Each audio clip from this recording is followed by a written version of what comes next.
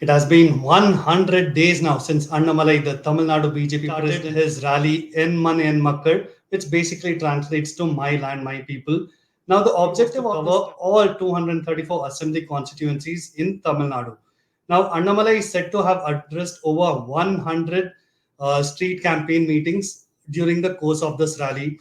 Annamalai started this yatra with the aim to meet people during the march and collect complaints from people, and he wanted to know about the real issues that the people are facing under the DMK rule. Now, another aim of this yatra was to establish the nationalism of Prime Minister Narendra Modi across Tamil Nadu.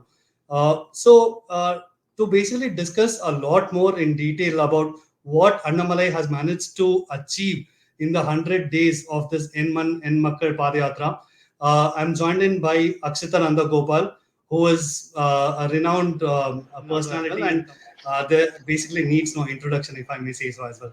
Welcome to the show, Akshita. Thanks very much, you, and vanakkam to all the SoSouth viewers. I don't know if I'm a renowned face in Tamil Nadu just yet, but yeah, I love covering South politics, that's for sure, particularly Tamil Nadu. And I know there's a lot of excitement, a lot of talk about the En Manian Makkal campaign and whether it's going to have an impact on the upcoming elections. Look, we've seen a lot of headlines that have really come from the campaign, haven't we, Goutam? I think every single time you've had Annamalai really speaking about the DMK, about corruption, which is one of the aims of the campaign. Every time he's spoken about the educational qualifications of every single minister in the cabinet, or he's spoken about the kind of police reforms the BJP wants to bring in, he's made headlines. There's no doubt about it. But I think the real test is no doubt going to be the election to see if the BJP really can make any inroads based on this Padayatra that's been going on for 6 months now. Absolutely, Akshita. So that is the key point there. There were some key objectives that Annamalai listed out at the start of the rally that I remember. Now, there were two things that I remember now.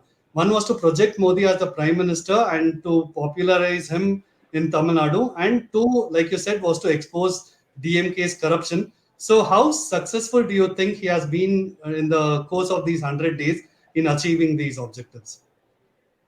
Well, I'd say on the first point, about highlighting Prime Minister Modi, because I think in most parts of the country, there's always a Modi wave that everyone talks about in the election. In a state like Tamil Nadu, it's actually an anti-Modi wave that very often plays out against the BJP. The fact that they're viewed first as a Hindi party, and second, there is a lot of anti-Modi sentiment. And you see that a lot on the streets. Every time I remember I went to Tamil Nadu, and there were several BJP campaigns that I covered where there'd be like...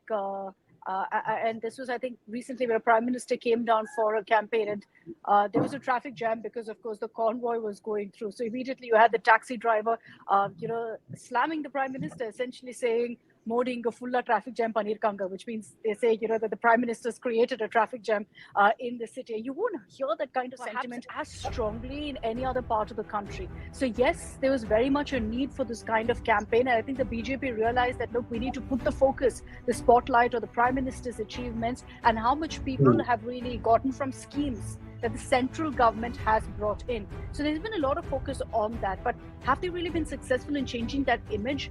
I'd say that, when you see the Prime Minister's campaigns in Tamil Nadu, there is a lot of love, sure. But bigger than that, I think what this yatra has done is it's kind of made Annamalai a household name. There are more people who now know the BJP in Tamil Nadu with Annamalai. They're associated with him rather than the Prime Minister. I'm not sure the BJP leadership will be particularly thrilled about that. But look, anyway, if that's worked, it's going to mean that they perhaps as strongly in any other part of the country. So yes, there was very much a need for this kind of campaign. And I think the BJP realized that, look, we need to put the focus, the spotlight on the Prime Minister's achievements and how much people have really gotten from some results on ground. And Tamil Nadu, as you know, is known for, of course, its politics driven by mass leaders. So for the BJP also, there's no doubt that it is a huge boost if they've got a strong regional face. On the second issue of corruption, Goutam, this is something that the BJP has repeatedly harped on. A few months back, and I remember when the campaign began, there were a lot of detractors who said, how can the BJP really preach about corruption when their own ally, then their ally, the AIADMK, was also steeped in it with so many corruption cases against them? That baggage was kind of let go of midway through the yatra, and that kind of helped the BJP go all out. It helped Annamalai not hold back as far as corruption allegations were concerned. So he's gone all out on that front. But is it really an election narrative? Again, here's where Tamil Nadu politics is very peculiar. Unfortunately, corruption seems to be accepted. It's like you get what you want, I get what I want, then I'm happy. And somehow that kind of political narrative has been acceptable in the last many years. Now Annamalai is trying to change that, saying why should their corruption be okay? It's our money, it's our development, it's our right. So he's been harping largely on that. He's been harping on that, on dynasty politics, or all of that. These are narratives that are sticking to some sense, but I wouldn't say that it's really transcended beyond the Dravidian politics and that narrative particularly. So I would say 50% success really when it comes to the entire corruption narrative.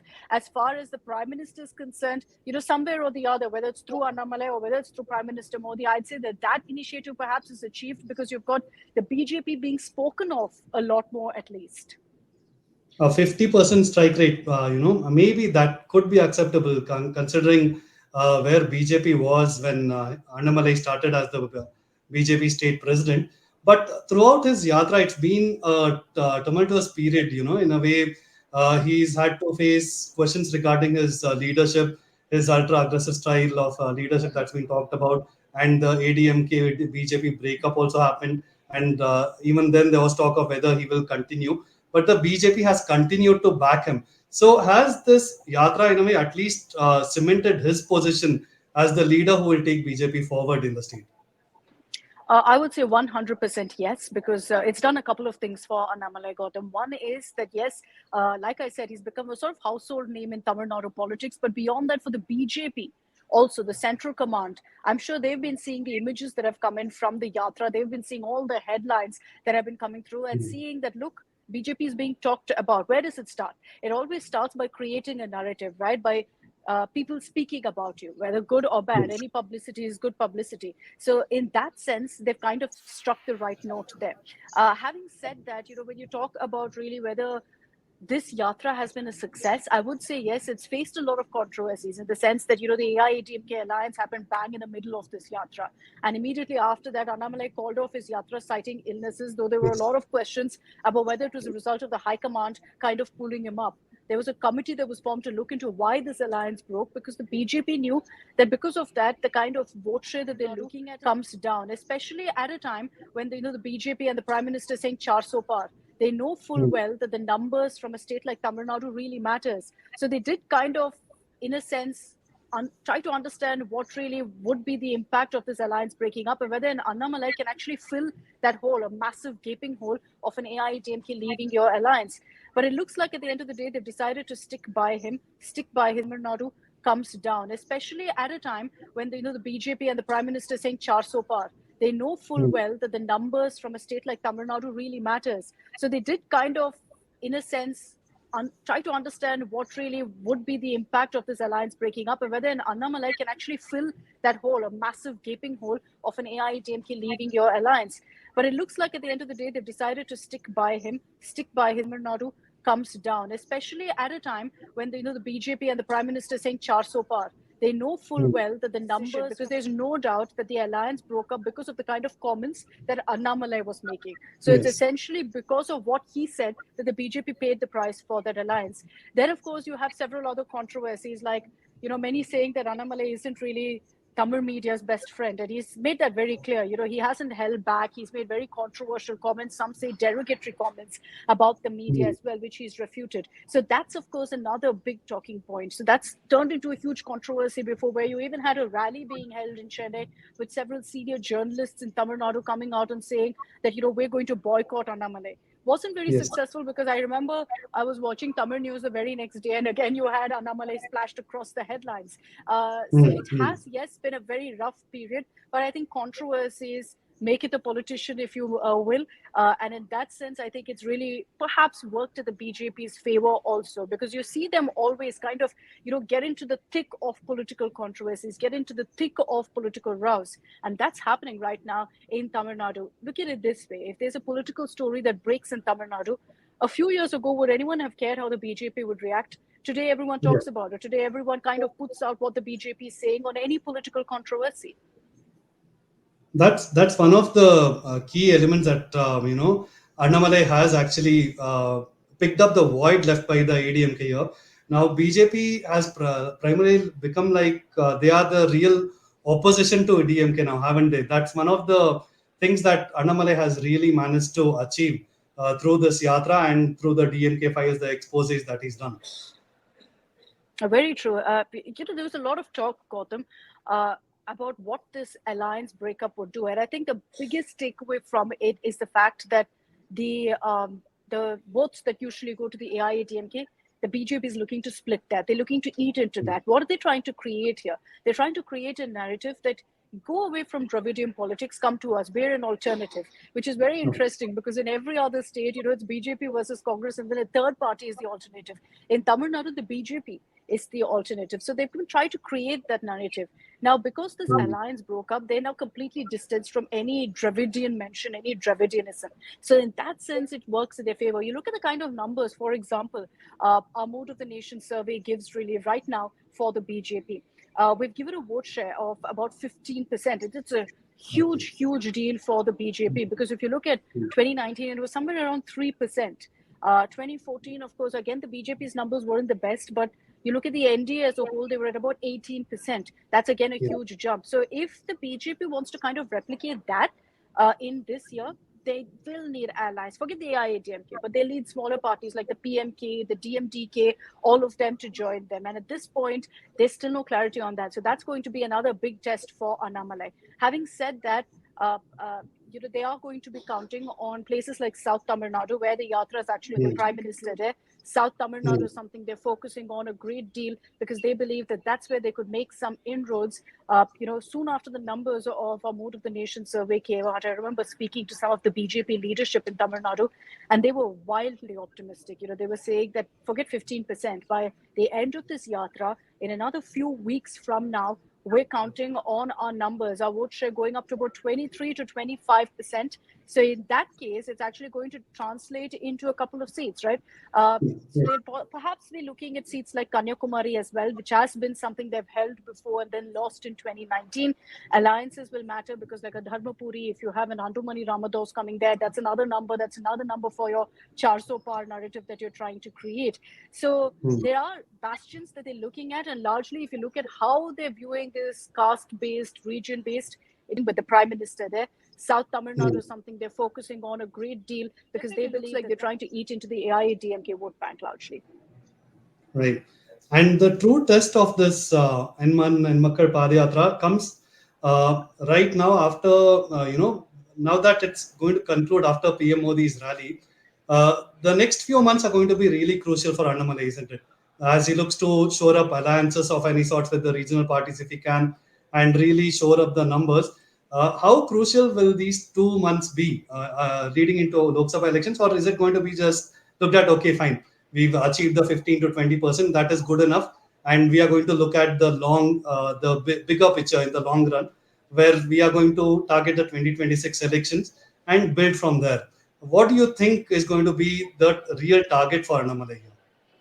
No, you're right, Gautam, in the sense that, the BJP knows full well the reality of what's happening in Tamil Nadu. They're not expecting, some mega tsunami or sweep like many other states in Tamil Nadu. They know that they're doing the groundwork, laying it for the years ahead as well.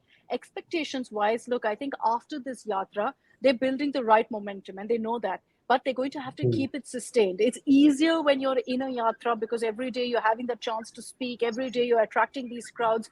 There are photo ops like that of today where you have Annamalai hugging this old man who kept his hand on him, and everyone was sharing it widely on social media saying, look at the love that Annamalai receives, etc. All of that helps you, right? Build that narrative, build that momentum.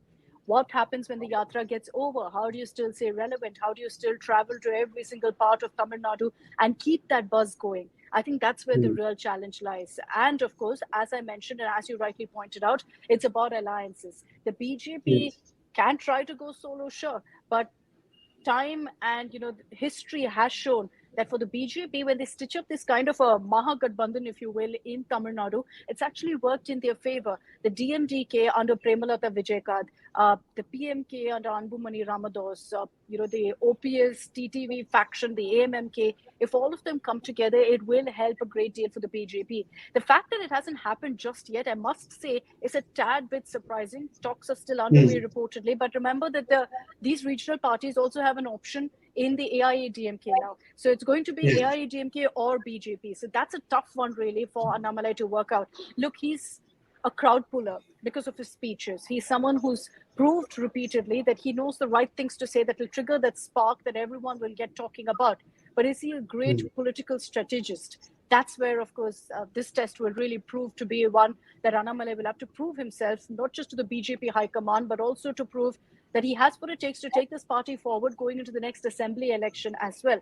2024 is essentially setting the stage for what could happen in 2026 as well. So right now, my sense is even if they don't get 1 or 2 seats, they say to me that they'll get about 2 seats, but even if they don't get that, and it's just a boost in their vote share, about 15%, my sense is they're going to Mm. be very, very happy with that. Absolutely, Akshita. So thank you so much for sharing your insights on what this yatra could entail for the BJP and in the longer run for Annamalai, and the kind of momentum it could really create for the BJP in a state like Tamil Nadu. Thank you so much for joining us on this discussion.